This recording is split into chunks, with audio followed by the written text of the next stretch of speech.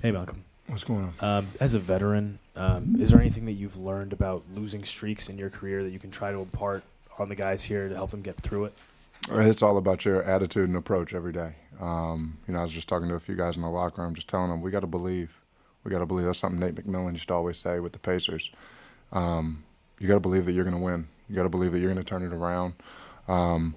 Even when I think we've been coming out, we've been having good starts to games, and then the team will make a run and we'll put our heads down a little bit, and we'll let it have a snowball effect on us through the next three quarters. But we got to, we got to believe. We got to believe that we can play good ball for four quarters and have some consistency. You said that you brought that up in the locker room after the game. Do you do that after every game? Do you say something, or is it just after specific games where you feel the need to? No, you pick your spots, especially as a vet. You don't want to be a guy that gets toned out by the younger guys. You want to pick your spots and have a feel. That's really what it's about. I'm not a vet that talks a lot or over-talks, but when something needs to be said, I'm willing to say it. And when you were talking just now in the locker room, was there any young guy who you felt particularly was really glomming onto what you were saying? And no, it was there were just a few of us. It wasn't like a pivotal moment or anything like that. But guys are on this team sticking together. We're going to stay together. We're going to get through this, and we're going to get a win. And we're going to get a win tomorrow. Who did you say used to say the thing about keep your heads up, basically in Indiana? Was it you that said it? It was Nate McMillan used to say that. He used to say believe. He used to say, but we got to believe. What about tonight's game, or what were you seeing in the locker room post game that made you feel like tonight was a night where you wanted to speak? No, in moments like this, you can get discouraged, especially in this league. There are no easy games. It's not like, tomorrow, well, at least we got, so-and-so. No, we got the Clippers. Like, we got some of the best players in the world on that team. So there are no easy games. There are no nights off in this league. You got to pick yourself up. It's really you against you out here. Of course, you got a team. Of course, you got support. You got family. But at the end of the day, it's about you performing up to the level that you can play at. And everybody has to believe in themselves and believe in this team. So that's what the goal is.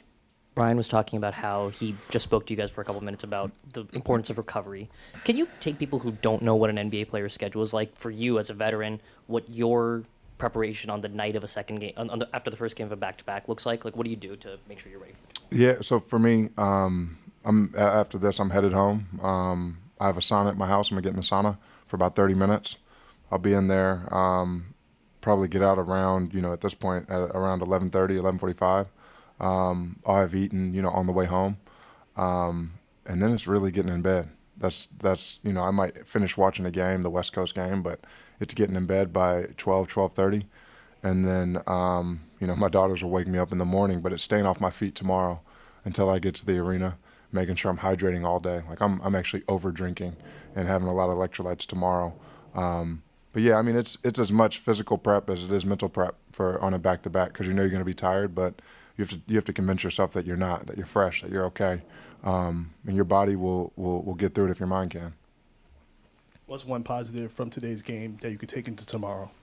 We got off to a good start. We've been getting off to good starts. I'm encouraged about that. I'm encouraged overall, but I'm specifically about that. We've been getting off to good starts even against good teams. We just got to maintain that level of play and intensity through the whole game.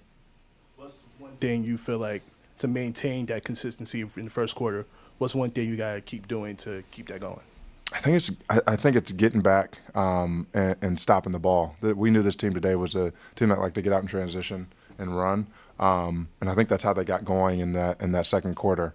We let them get out in transition, get a few buckets, and they started feeling themselves and started shooting the ball well. Alex taking a lot of threes in every game, even though he doesn't always make a bunch. There's been some conversation about how those in-game repetitions are really valuable for him to learn about what it takes to make NBA threes. What do you think you can learn from those reps? Like, what are the things that he should be picking up game after game that can help him improve? I always tell Alex, take your time. That you're not known as a shooter right now. You shoot the ball solid, you're going to get better and better. But if you're out there, if you're going to pop, take your time shooting them. Don't rush. And I think he's learned that. I think tonight he learned that he can take his time shooting the ball. He doesn't have to rush. Earlier in the season, I think you saw him rushing a few threes. He's starting to slow down and really find his touch behind the three. And then he's also learning to roll a little bit, to mix it up, to keep the defense on their toes. So he's young. He's playing really well these last couple games. and he's just going to keep getting better. Thanks, Mo. Yeah, thank you.